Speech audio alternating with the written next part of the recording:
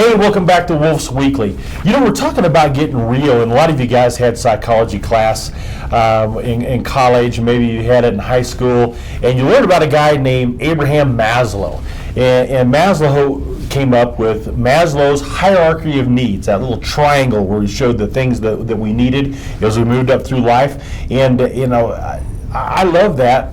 It was an opportunity for me to really understand that people do need basic things before they can move on to the next.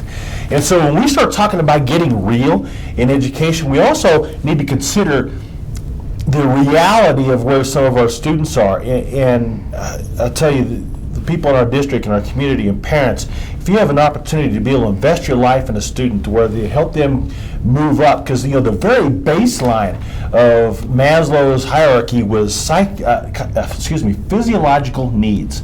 To be able to have that, to be able to have air, to have water, to have food, to be able to have those basic things of life.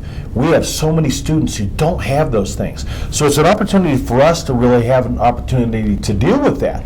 Is a school, you know, I know that isn't our charge, but we're working hard to take care of that, but we count on you for our help. We count on our churches, we count on our social groups, and you guys are all jumping in there and helping us with that. And then as we move up that pyramid, past the physiological needs, to safety and security, and we're working hard on that as a school. So before we can really get real with our curriculum, we've got to be able to get real with safety and security. We talked about that grant last week about be able to increase our safety and security even more, but it even goes beyond that, where students really understand they've got a family that's there to care for them, and really social stability. And then we move up that pyramid, and this is where, to me, the rubber hits the road, is love and belonging. We are hardwired for connections as human beings, that we want to be connected, and to be able to have friendship, family, intimacy, just a sense of connection. That is huge for kids. And if we can hit those, we can start working them on up the pyramid to self-esteem, the way they have that confidence and achievement and really a respect of others. That's huge.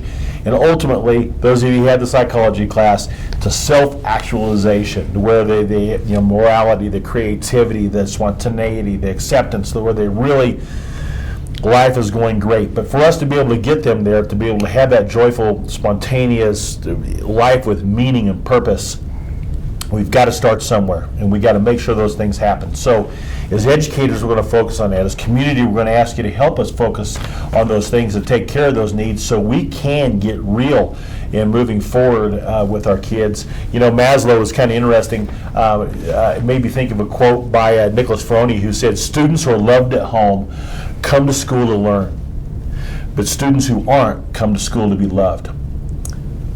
We've got to love kids, not just our own, all of them. So we're counting on our community joining in with us to be able to do that. I want to introduce you a strong part of our school community, one of our freshmen, Brady Hankin. Brady, thank you for coming on, man. Brady, and look at me, I'm touching the hand of a state champion wrestler this year as a freshman. Congratulations. Thank you. You made us so proud. Well, Brady, tell us a little about your journey in wrestling to get to this point where you're a state champion as a freshman in high school. I've wrestled for 10 years. It's just, you know, every time I get in there, I work hard. It's hard work, and it's just not any hard work. It's focused on what you need to do, right? Yep. So have you had a good coach along the way, coach or two or three? Yeah, it's mostly about myself and my teammates, but I've had a couple good coaches. Yeah, you got to show you how to get out of some things, how to get into some things, don't they? Yep. Yeah, and it ultimately falls back on you, because those coaches aren't wrestling, are they? No. No, it's all about you. They can holler at you, but they aren't doing it. And so we're really proud of you. And Ashley, you live down the hill a little bit, down in Green Mountain Falls. Is that correct? Yep. Yeah, down at that other district south of here. Manitou. Manitou. Yeah, whatever that is. But you come up here, and we're excited, and I know the teachers enjoy you. Are you enjoying school?